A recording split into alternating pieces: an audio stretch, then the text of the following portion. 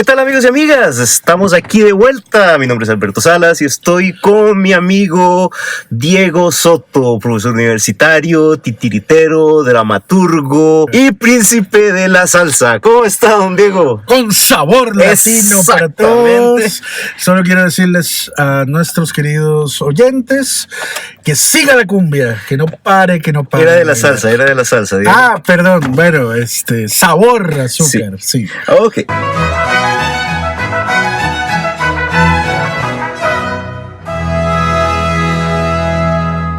Y para el programa de hoy, estamos en diciembre, vamos a hacer ya el último programa del año. Por cierto, para el próximo año vienen novedades en los podcasts, en Mirando Fino, en mi canal. Ahí ya hablaremos de eso, no les vamos a contar nada. Pero sí les podemos adelantar que hilaremos más fino que nunca. Madre, va a ser una cosa, pero... Finis, unos brocados. Sí, unas cosas hermosas.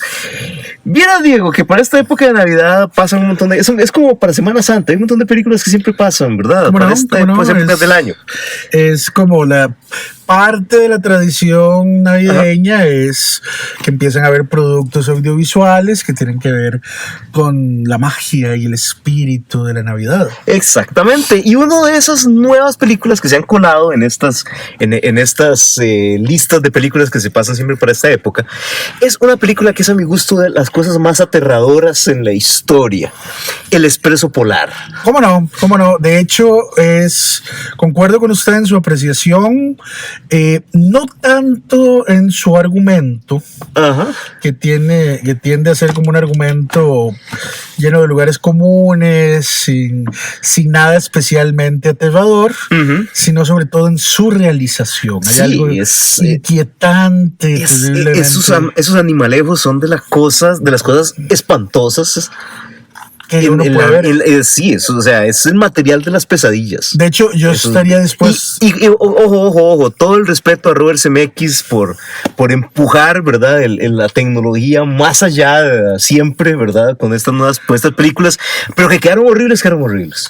De hecho, entre el Krampus y el Expreso Polar, a mí me da más miedo el Krampus y me hace más gracia... No, me da más miedo el Expreso Polar y me hace más gracia el Krampus. Sí, yo creo que por ahí. Yo creo que es una buena apreciación. Sí. Pero bueno, sí. ¿Y a qué viene el Expreso Polar? ¿Quiere montarse usted en el Expreso Polar? No, del señor... ¿Ser elegido para darle el primer regalo de Navidad? No, por Dios que no. Yo no quiero montarme en ese expreso lleno de esas criaturas aterradoras. Además de que ya sabemos... ¿Sí? Que no hay que viajar con Tom Hanks nunca. Eso exactamente, ni con Brad Pitt. Imagínese un viaje de placer con Brad Pitt y Tom Hanks. Eso sería tema de una película. Y llegas al barco y te recibe Leonardo DiCaprio. Ok. El tema de hoy, sin embargo, no es lo feo que es el Expreso Polar, sino otra cosa por ahí. Y es ese asunto que es algo que a mí siempre me parece muy perturbador de una película como El Expreso Polar. Es que dan unas vueltas rarísimas, inventan unas cosas extrañísimas para explicar el nacimiento de la Navidad. Es una festividad que viene directamente de la tradición judeocristiana, celebra el nacimiento de Jesús. Punto, sea Dios hecho hombre o sea simplemente una personalidad, ¿cómo se llama? Un ser humano normal que a través de la historia se ha convertido en una figura religiosa.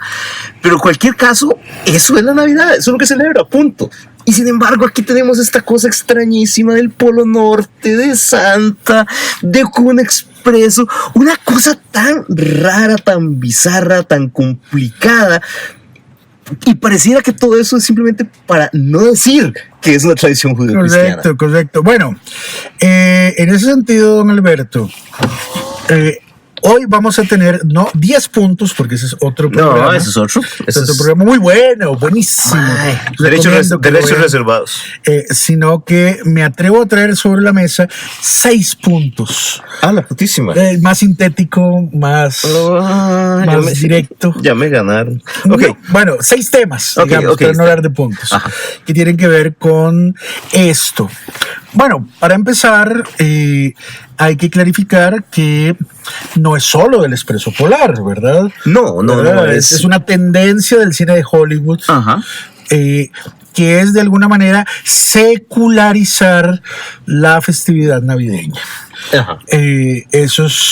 Lo vemos en historias que incluso tienen que ver directamente con San Nicolás, ¿verdad? De hecho, si ustedes lo notan, Santa Claus es como una deformación, para no decir... Bueno, en realidad viene del holandés mal pronunciado, Sinterklaas, pero al final uno dice Santa Claus y no piensa en santos, como cuando dice San Antonio o cualquier otro santo de la tradición católica. O San Nicolás. O el mismo San Nicolás. O sea, Santa Claus, aunque viene directamente de San Nicolás, ha derivado en esta especie de ser de fantasía poderoso.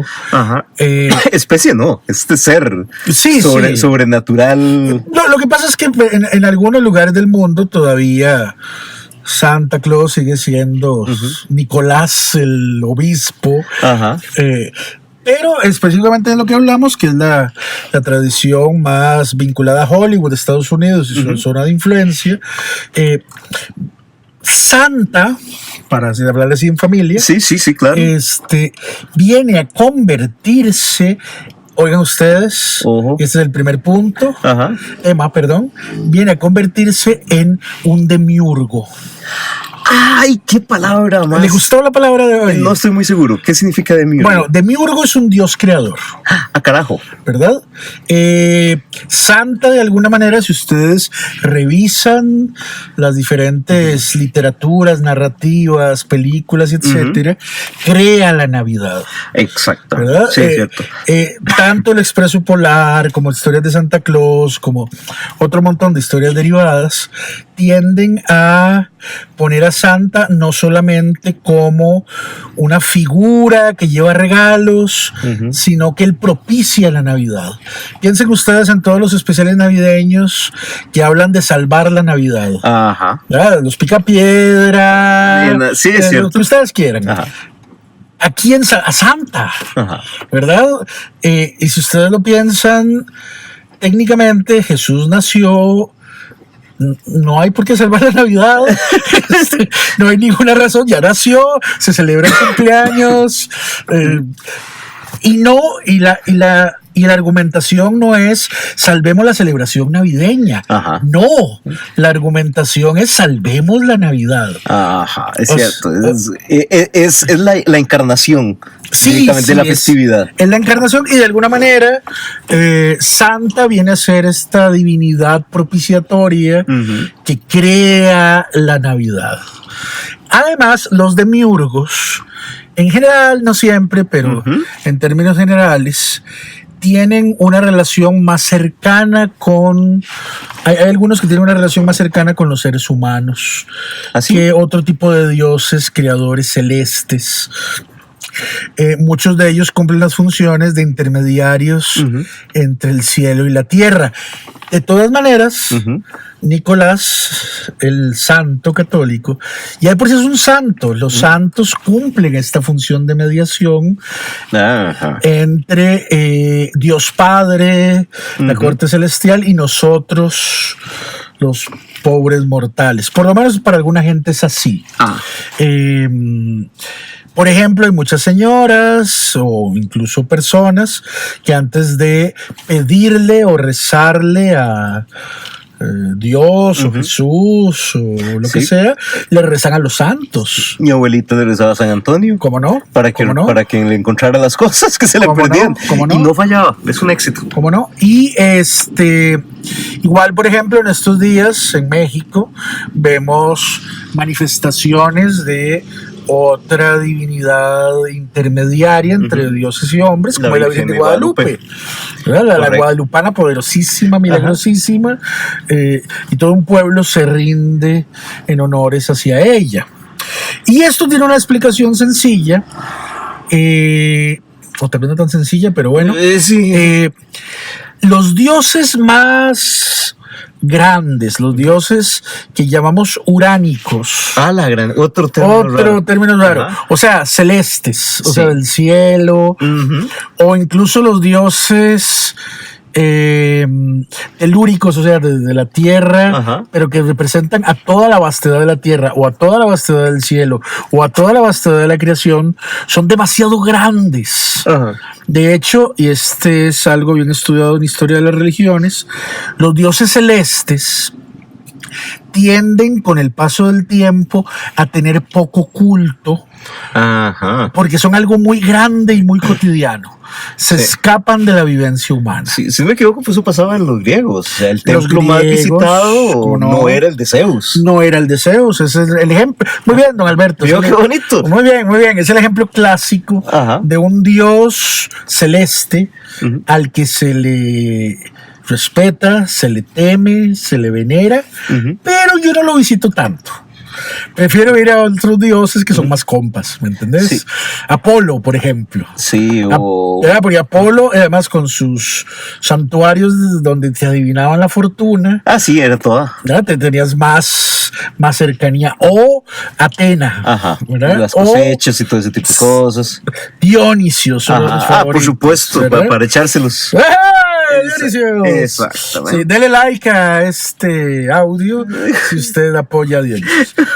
En fin, y esto hace, don Alberto, ya vimos el primer punto, que es que Santa viene a ser un demiurgo que crea la Navidad, en gran medida porque, y este es el punto número 2, que ya lo hemos esbozado, se siente más cercano a nosotros, ¿verdad? Una vez más, originalmente deberíamos estar celebrando el nacimiento de Cristo, pero los regalos son más tangibles. Sí. Pedir el Xbox es más significativo en términos de practicidad que celebrar toda aquella gran y profunda gesta moral que nuestro Señor Jesucristo hizo por nosotros.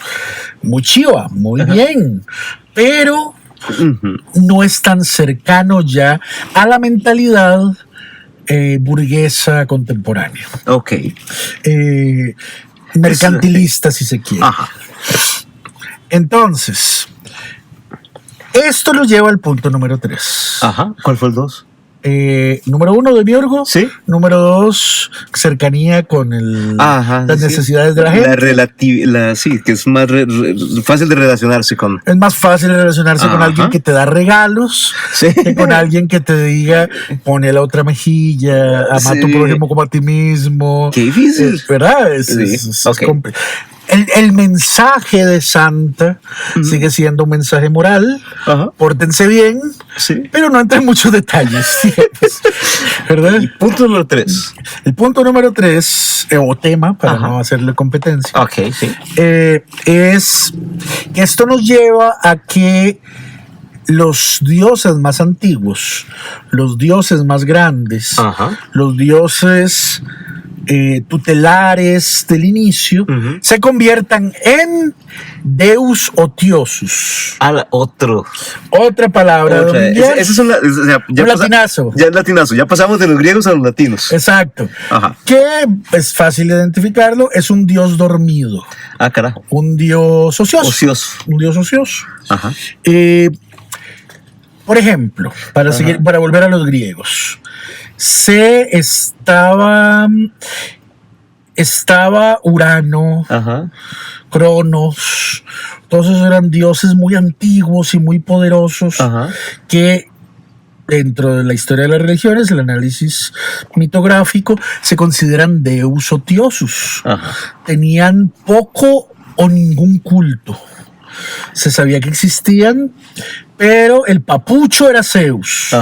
Y Zeus mismo ya estaba en la sociedad griega teniendo un proceso de convertirse en un dios dormido en favor de Apolo, Dionisios y otros dioses más cercanos. Qué interesante. Entonces, se le celebra, se le venera, pero no tanto, ¿verdad? Se sabe que existe y con el paso del tiempo pasa algo fabuloso, don Alberto. Fabuloso. Me parece. Su definición de fabuloso me asusta un poco. Me parece maravilloso. Échela. Los dioses van perdiendo, como nosotros mismos, sus facultades, sus memorias, y empiezan a cumplir otros roles. ¿Ah, sí? Es como si de alguna manera se degradaran los dioses, las creencias en las divinidades fueran mutando, y en algunas ocasiones quedan como pálidos reflejos de lo que eran. Ah, carajo. Por ejemplo, dentro de estos dioses antiguos hay algunas personas que dicen que la gorgona o las gorgonas son reflejo de una divinidad materna, una divinidad mujer, una Deus Mater, una diosa madre, una Pachamama de tiempos primitivos, de tiempos paleolíticos, de tiempos así de nuestros primeros ancestros inteligentes, que con el paso del tiempo se fue degradando, se conservó en la memoria, pero solo en su fase terrorífica, solo en su fase de monstruo. Pasa a cumplir la función de monstruo terrible, pero, y esta es una dualidad maravillosa de las gorgonas, son un monstruo que te pueden convertir en piedra, pero lo puedes poner a la entrada de tu casa y te espanta a los demonios, te espanta a los malos espíritus. Sigue teniendo una protección, una función protectora, que reminiscencia de cuando era una diosa madre, de la que ya no podemos tener mayores información, porque sencillamente se extinguió y solo sobrevive ya no como una diosa madre, sino como un demonio al que hay que cortarle la cabeza. Qué interesante. Me parece fascinante. Sí, literalmente se van degradando, se van pudriendo. Se van pudriendo hasta que sirven de fertilizante para otro tipo de dios. Lindo lo puso don Alberto, me encantó eso. Son semillas de Dios que germinan en monstruos. Estamos hoy con la poesía navideña. Poesía navideña, sí. Entonces, señoras y señores, vieran ustedes que yo desde hace mucho tiempo he estado viendo cómo... El Expreso Polar. Sí, bueno, aparte de eso, he estado viendo cómo la Navidad sigue un proceso similar. Ah, qué interesante. Jesús se está convirtiendo en una divinidad ociosa en términos navideños, en favor de Santa. Y además, como suele pasar mucho con este proceso de transformación de los dioses, la figura de Santa Claus sale del mismo panteón judío-cristiano. Es un santo que le rinde culto a Jesús. En principio no habría ningún problema, ¿no? Pero poco a poco, por los cambios sociales, los cambios de la mentalidad, etcétera, etcétera, etcétera, el dios principal, la divinidad principal de la celebración, que era, y en opinión de muchos creyentes debería seguir siendo Jesús, pasa a convertirse en un deus otioso, está por ahí, en algunos casos, como estas producciones de ficción, totalmente desterrado, ¿verdad? Y el que pasa a ser la figura tutelar es Santa Claus. Y digamos, advenimiento de Santa como figura tutelar de la Navidad es relativamente reciente, ¿verdad? Recién en el siglo XIX, caricaturistas norteamericanos le terminan de dar forma a la figura de Santa Claus, cuentistas norteamericanos le terminan de dar cuenta de la figura de Santa Claus. Antes de eso no había ningún problema en decir que era un santo católico, obispo, etcétera, etcétera, etcétera. No, inclusive más recientemente, en el siglo XX, el siglo pasado, todavía a mediados del siglo XX, las grandes películas de Hollywood eran totalmente religiosas. Correcto. Había películas sobre la natividad y sobre ese tipo de cosas, con el punto de vista bíblico, ¿verdad? Veamos por ejemplo, un ejemplo en donde ya se empieza a ver este proceso que estamos describiendo hoy. pero que todavía mantiene raíces religiosas. Ajá. Qué bello es vivir. A Wonderful, no sé qué. Wonderful World. It's a wonderful world. Wonderful life. Eso mismo. Todos saben cuál es. Nuestro inglés nos encanta. Sí. Qué bello es vivir. Ajá. En ella hay un ángel. Ajá. Un ángel que es enviado por el cielo para que el carajo no se suicide. Ajá. No se menciona explícitamente a Jesús hasta donde yo recuerdo, pero la festividad sigue siendo religiosa. Ajá. Y sigue habiendo una figura eminentemente judeocristiana, hay una escena en el cielo, etcétera, etcétera, etcétera. Entonces, qué bello es vivir o qué bella es la vida. Es una película de transición para mi gusto. Ah, qué interesante. Entre las películas más abiertamente que celebran la actividad de Jesucristo y estas que en realidad se dirigen a un ideario de divinidad totalmente diferente.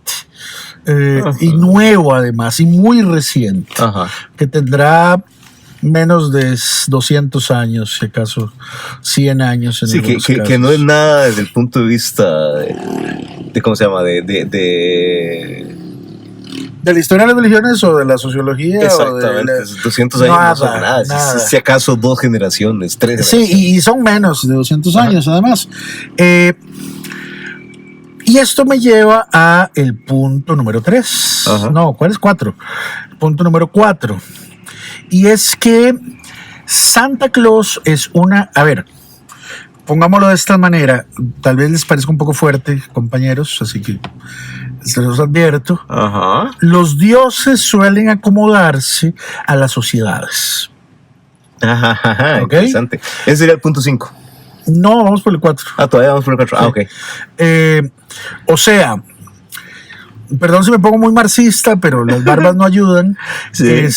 Las condiciones económicas cambian y cuando cambian las estructuras de producción, los medios y modos de producción, cambian las estructuras sociales, como la cultura, la religión, etcétera, etcétera, etcétera. Correcto. Entonces, a partir de ¿cuándo? Justamente el siglo XIX, la sociedad vive un proceso de ponderar el raciocinio, ponderar la ciencia, ponderar la técnica, ponderar el mercado, de volverse más laica. Ajá. ¿Qué hacen los dioses? Se sacuden la vara. Ajá. Entonces hacen una gambeta, sí, ¿verdad?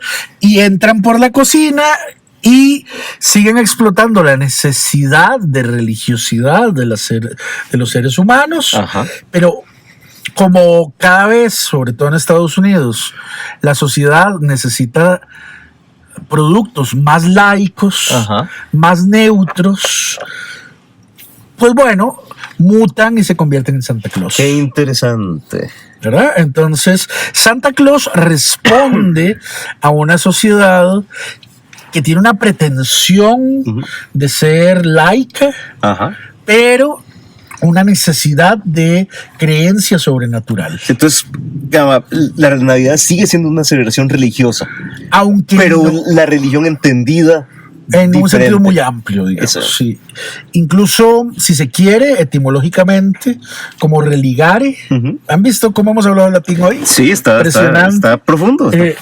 Que es, porque todo el mundo sabe, si se habla latín es profundo. Claro, claro. Por ejemplo, si yo digo cane cagüen, exacto. Y eso es ladra, perro. En fin, okay. Para que lo digan en su próximo cóctel. Sí. En fin, volviendo al punto, la sociedad exige ser más laica, pero sigue habiendo una necesidad de religare, de unirnos con algo más grande que nosotros mismos. De alguna manera agarrarnos de algo que no solo sea este mundo material en el cual estamos. Y de hecho, don Alberto y queridos amigos, así como el siglo XIX nos regala la figura de Santa Claus, nos regala otra cosa que está muy emparentada con él. El Krampus. No, ese es más antiguo. Pero ¿sabe qué nos regala, don Alberto? ¿Sí? La concepción contemporánea de lo que es un fantasma. A propósito de que en estos días salió el cuento de Navidad de Dickens. Bueno, llega a eso, pero no, yo iba a decir que salió el avance de los cazafantasmas. Bueno. Ok, sí, también. Es parecido, digamos. Sí. En realidad, si ustedes se toman la molestia... Bill Murray, Dickens. Es la misma cosa. Si ustedes se toman la molestia de ver un poquito la historia de la evolución de la noción del fantasma... En otras épocas era una cosa totalmente diferente de lo que nosotros estamos pensando. Esa cuestión como de un ente que tiene hasta nombre, personalidad. Sí. Es muy del siglo XIX, la época de los espiritistas. Y muchos autores lo que dicen que es una forma de escape que tiene la sociedad burguesa, especialmente la sociedad inglesa, de una realidad demasiado aplastante para poderla sobrellevar. Interesante. Entonces, una válvula de escape legítima. Una válvula de escape del raciocinio ultranzas hacia esta forma de espiritualidad. Si ustedes lo ven, por ejemplo, con el espiritismo, porque yo sé que todos hemos practicado espiritismo. Todos entran al espiritismo hardcore, sí. O la parapsicología. No, de alguna manera es un intento de racionalizar el fenómeno de los fantasmas. Es cierto. ¿Verdad? El mismo cazafantasmas es una manera de tratar de hermanar ciencia y muy cierto, y espiritualidad. Correcto. Y eso es muy siglo XIX, muy de la época romántica. Entonces, señores y señores, volviendo a la Navidad, Santa Claus es un fantasma romántico. La grandísima. Y sí, un antecedente de eso es Charles Dickens. Que, piénselo, don Alberto, un cuento de Navidad es espiritismo, son fantasmas, es de alguna manera una forma de racionalizarlo, porque al final resultó ser un sueño de Scrooge. Puede ser, Y además es una Navidad laica. Más o menos. Sigue siendo como en tránsito no tan laico y raro como el Expreso Polar. Pero sí no tan creepy. Sí, pero no se habla, casi nunca se habla de Jesús. Se habla del cristianismo, se habla de amor al prójimo, se habla de todas estas cosas, pero el niño Dios no es el centro de la cuestión. Es cierto. Son ese espíritu de la Navidad pasada, el espíritu de la Navidad futura, etcétera, etcétera. El espíritu de Navidad presente, que en su descripción es sorprendentemente parecido a Santa Claus. ¿Cómo no? Entonces, de alguna manera, todavía seguimos en esto y en muchas cosas más. Las sociedades occidentales, urbanas, bajo la influencia de Estados Unidos, siendo unas sociedades románticas. Qué interesante. De la misma manera, por ejemplo, y esto tiene que ver con el punto anterior, el punto de cómo se acomodan las cuestiones en las sociedades. Yo creo que Santa Claus también es un intento de ser más inclusivos, ser más abiertos. Sí. ¿Verdad? Respeto todas las religiones, todas las creencias. Entonces, no necesariamente, por favor, no lo crean, es una crítica negativa, solamente estamos haciendo una descripción de lo que pasa, ¿verdad? Parte de las cosas se deben a cosas que uno podría llamar más negativas, como el mercantilismo de la Navidad y el enfocarse solo en lo material, pero también hay un intento por ser más plural, que se tradujo de una manera muy rara, ¿verdad? Pero está ahí. De hecho, si ustedes lo piensan, la Navidad por lo menos el concepto que manejamos más o menos normalmente, se ha casi universalizado, ¿verdad? Los judíos, yo tengo amigas judías, se intercambian regalos en Navidad y no están celebrando a Cristo, ¿verdad? No es una religiosidad. Están celebrando una cuestión más laica, el amor de familia, sí, el espíritu de solidaridad, la tradición, las ganas de hacer fiesta. Las ganas de hacer fiesta, exactamente. ¿Verdad? Ok. Entonces, hay otra cosa que no puedo dejar de mencionar. Punto 5. Creo que sí. Si no, ténganme paciencia. 6. Bueno, ahí va. Ajá. El punto 5. Y es que, como ya todos ustedes saben, el arbolito de Navidad, el mismo Santa Claus, el Krampus y otras tradiciones navideñas tienen raíces ancestrales. Ajá.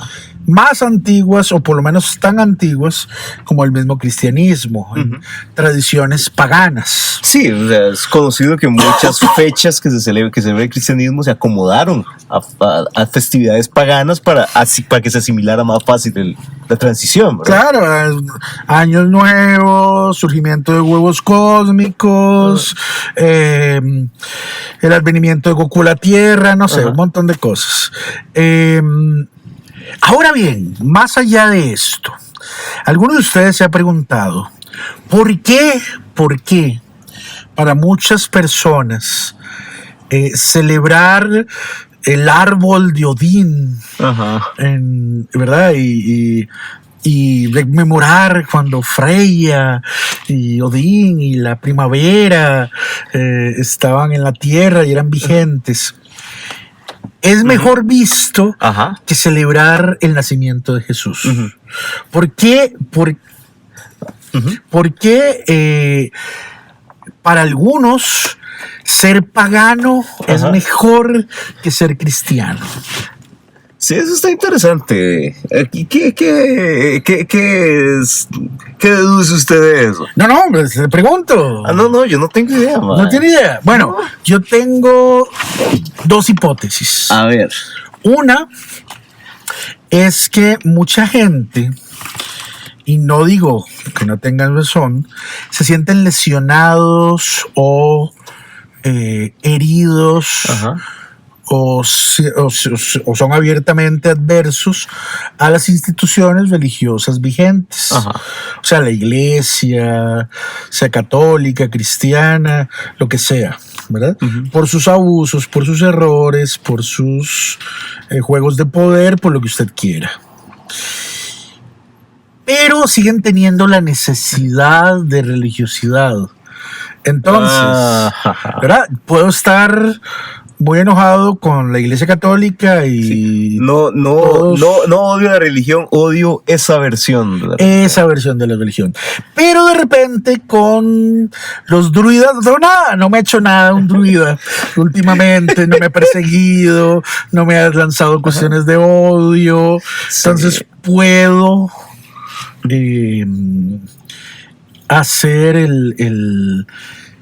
la festividad en torno a elfos, porque los elfos no tienen una carga negativa como suelen tener las religiones vigentes para algunos, ¿verdad?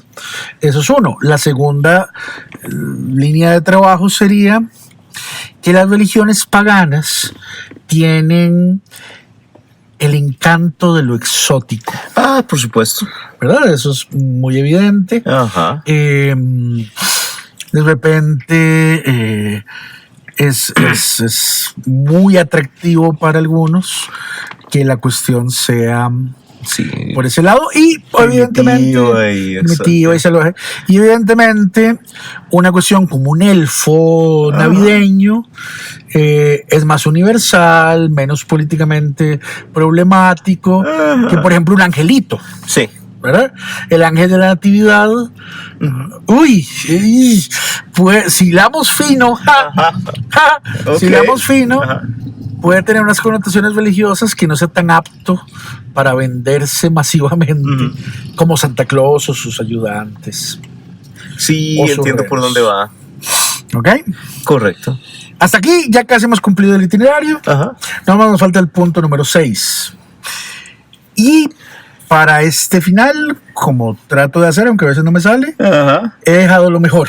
Ah, ok, échelo a ver. Ok. El punto número 6. A ver si es cierto. El punto número 6 es que Santa Claus, los renos, Ajá. los duendes, hasta la misma señora Claus, Sí. Frosty, Ajá, ¿quién me está faltando? Rudolph, Todos ellos Ajá. son parte de, evidentemente, una narrativa colectiva contemporánea Ajá. que está en fabricación, está en evolución, Ok. que quién sabe a dónde nos va a llevar. Ajá. Tal vez en 300 años desemboque en una religión organizada en torno a Santa Claus como héroe civilizador, Ajá. Sinterklaas, Papá Noel, Ok. lo que sea. Ajá.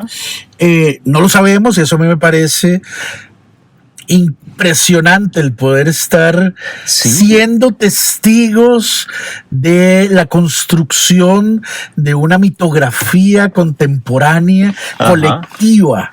Porque sí, claro, está muy impulsada por las empresas que quieren vender regalos y adornos de Navidad, pero también es poderosa por todas las personas que contribuyen a ella. Ajá. Desde nosotros cuando ponemos adornos en la casa, ajá, hasta cuando le damos un regalo a un amigo o una persona. Qué interesante. O sea, estamos creando a los dioses a nuestra imagen y semejanza. Se está creando una mitología. Se está creando una mitología que además puede ser muy poderosa para algunos. Y yo creo, o por lo menos quisiera creer en estas épocas navideñas, que responde a una necesidad profunda del ser humano, que no es solo la necesidad de creer en un ser superior, sino, oigan ustedes, porque creo que es lo más importante que voy a decir hoy, la necesidad de expresar bondad. Ah, qué bonito eso. Me parece muy corrongo. Yo creo que parte de lo poderoso que es este concepto de la Navidad en que estamos, y esta narrativa en torno a Santa Claus y los regalos y demás, es que es uno de los pocos espacios sociales masivos en que se nos permite expresar bondad hacia los demás. Generosidad. En que ese es el estándar. En que ese es el estándar.